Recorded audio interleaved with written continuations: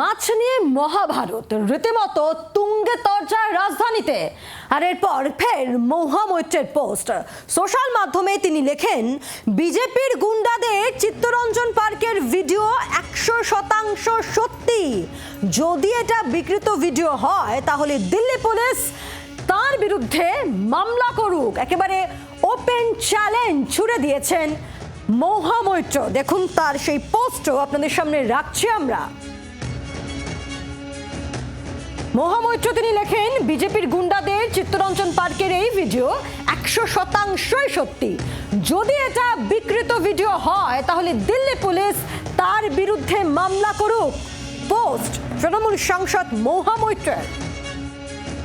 আরো একবার দেখাবো সেই ভিডিও যা পোস্ট করেন মহুয়া মৈত্র। দেখুন সেই ভিডিও।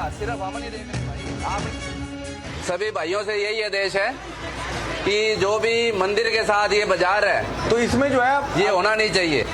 पर हमारा क्या मंदिर का जो परिषद है ना वो शुद्ध रहना चाहिए। मंदिर के जस्ट दीवार के साथ ये गलत है। मैं सनातन तो यही कहता है ना कि हम किसी को काट नहीं सकते।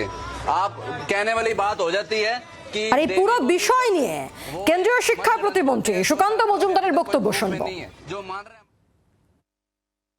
না না, এই তো পরবর্তী সময় প্রমাণিত হয়েছে। মহুয়া মৈত্র এই ধরনের ক্লেম করেছিল যে বাঙালিদের মাছ খাওয়া নাকি বন্ধ করে দেওয়া হচ্ছে। পরবর্তী সময় সেই ব্যবসায়ী সমিতি থেকে জানিয়ে দেওয়া হচ্ছে এই ধরনের কোনো বিষয় ঘটেইনি। সম্পূর্ণভাবে মিথ্যের রাজনীতি করে এরা, বাঙালি সেন্টিমেন্টকে সুড়সুড়ি দেওয়ার জন্য করে।